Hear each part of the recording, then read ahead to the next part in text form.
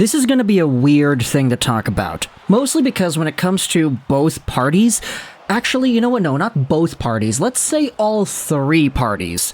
We're going to be talking about a player on the Ottawa Senators and his future with the team, and a guy who actually has been pretty good when it comes to scoring points the past few years, and whether or not that's really going to carry forward. You see, you know it from the title, you know it from the thumbnail. We're talking today about Alex DeBrincat, a guy that was acquired in the summer of Dorian that was supposed to be one of the big fishes. Him and Claude Giroux were supposed to come onto the Sens team and do their parts in willing Ottawa into the postseason. It was the Summer of Pierre, and everybody said, hey, with the guys like DeBrincat, the guys like Giroux, you got Talbot in here too, coming onto the team, plus the young guys that could be breaking on soon. You've got Jake Sanderson here. You've still got Stützle and Tkachuk, and everybody's supposed to be better. The Summer of Pierre is in full swing, and things could be getting better as soon as next season. And the reason I'm saying this is a conversation about three parties is because there are three different entities that exist that I wanted to talk about. Firstly, it's the Ottawa Senators hockey team themselves, it's Alex DeBrincat, the player himself, and then there's the fans. Because when it comes to the way DeBrincat has been playing for 2022-2023, I think it would be a pretty fair statement to say that he has been sort of disappointing. He had 66 points in 82 games played, so a pretty significant drop-off from the 78 points in 82 he had last year. He had 41 goals last year, only 27 this year, so a pretty significant decline in that respect as well. He was supposed to come over to Ottawa and be the next 30-plus, 40-goal guy even. And with a playmaker like Tim Stützle, for example, setting him up, it seemed to be a foregone conclusion that would be the case. And hey, if it wasn't Jimmy Stu, then it would be Shane Pinto, or it would be Claude Giroux, or somebody else going out there feeding DeBrincat like Patty Kane had been feeding him the prior year. Now, I get it, not everybody can be Patrick Kane, and Kane has been a lot more talented than a lot of these players on the Senators have been at playmaking, so it's understandable to see a decline. It's just the magnitude as to that decline has been pretty steep. Trust me, I had him on my fantasy team. I had Kane and DeBrincat both on my fantasy teams this year, and it was not great because both of them started to slump. I had Kadri too. He also slumped. It's kind of a miracle I made it to the finals in my league anyway, but still, when it comes to DeBrincat, the other conversation that everybody was interested in having about him was his contract, because he had a $6.4 million AAV deal that's actually expiring in a few weeks here. And when it comes to the conversation as to whether or not DeBrincat was worth keeping around, was worth qualifying or trading away, there were a few varying opinions on this subject. On the one hand, you had those saying that DeBrincat is only 25 years old. So, when it comes to him progressing into the future, there still is room for him to get better and acclimatize himself to the Ottawa Senators and their systems. Not really a terrible conclusion to make. But then you had yourselves the opposing side saying, okay, if the Sens re-sign DeBrincat, they're probably going to be shelling out a lot of money. Like, let's say $9 million as a starting point. Is this guy really worth that amount? And it was a conversation that I had seen throughout the majority of this season, especially when DeBrincat was slumping earlier on in the year. Hey, is it worth it to re-sign the guy? He's going to be asking for so much money, but look at the production and look at the way he plays in this team. Is it worth that amount? And I saw a lot of Senators fans, especially early on, saying no, he's not worth the money he's going to be asking for.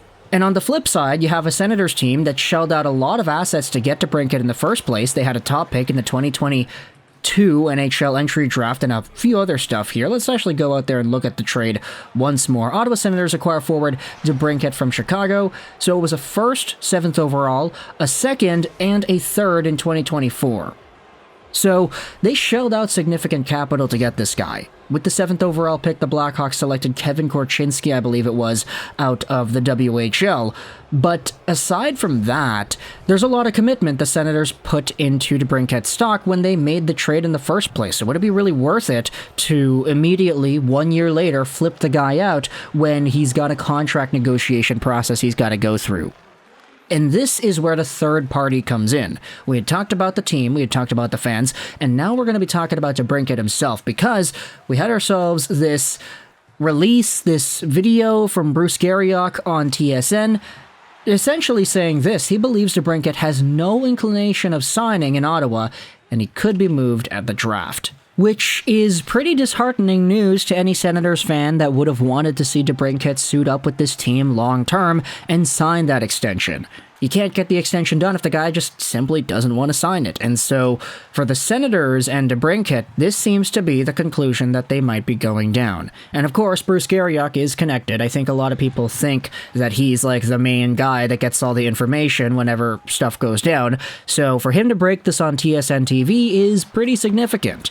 You then have yourselves tweets like this being made by Nick Dumoulin. There are essentially two options for DeBrincat. One, sign long-term. Or two, get traded at the draft. Nick here does not see the team qualifying DeBrincat for a year with the risk of him walking to UFA status. Yes, he could be traded at the trade deadline, but imagine the outrage if they traded a $9 million player in a playoff push. Here's another thing, his value becomes significantly less the longer you wait to address his situation. I hope they sign him. I wouldn't pay him more than Stützle or Tkachuk, but I'd pay the guy. Regardless, though, there will be outrage no matter what happens.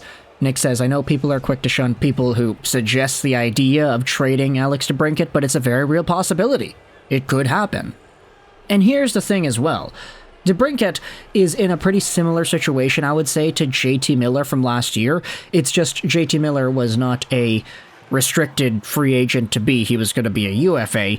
And so there were a lot more conversations with Vancouver and Miller than I think people are willing to have here with DeBrincat in Ottawa in the same light. And the reason I'm connecting the two is because there was a similar sort of situation here. When the Vancouver Canucks did not trade JT Miller at last year's trade deadline, they essentially said, okay, well, we're going to hold on to him, and we're going to see what we can get for him later. And as a result, the value for this player declined as his career went on, as the Canucks signed him to that pretty big deal, and as he struggled at the start of 2022-2023. Now, sure, there was a Pittsburgh trade rumor thrown in there. He was almost sent over to the Pens, and Jason Zucker was sent over as a return. The Canucks almost got 2 firsts for Miller, but they didn't pull the trigger for some reason. But long story short, the point remains. The longer you drag this out, the longer you wait to trade away a guy whom you're probably thinking about trading anyway, especially somebody like DeBrincat, who is already valuable, who's already, or at least he's supposed to be, a top contributor on a hockey team, it's gonna kind of affect you in a bad way if you wait to make this trade and you sit on it. You sit on the contract, you sit on the negotiation process, only to say next year, okay, we want to trade him again. Like, that makes it even worse, especially with him being able to walk to UFA status should he get a short 1-year bridge deal, whatever kind of thing. Because he is only 25. He's still pretty young. And so, when it comes to this perspective from Garrioch that ultimately it appears that DeBrincat himself does not want to sign, he doesn't want to be here, he doesn't want to get that long-term deal, I want you to let me know in the comments all your opinions about that and whether or not this changes the way you evaluate the DeBrincat situation. Obviously, you know, everybody's going to have their own opinions. It's been a pretty big thing this entire season. Oh, I want to re-sign DeBrincat. Oh, I want him to go. I want to trade the guy away. He's not good. He's this, he's that, he's overpaid, bum, whatever. Lots of perspectives out there. So, comment section is your floor in this one. Let me know your thoughts about DeBrincat and the entire situation in Ottawa. I hope you enjoyed this Juraj 9, and bye.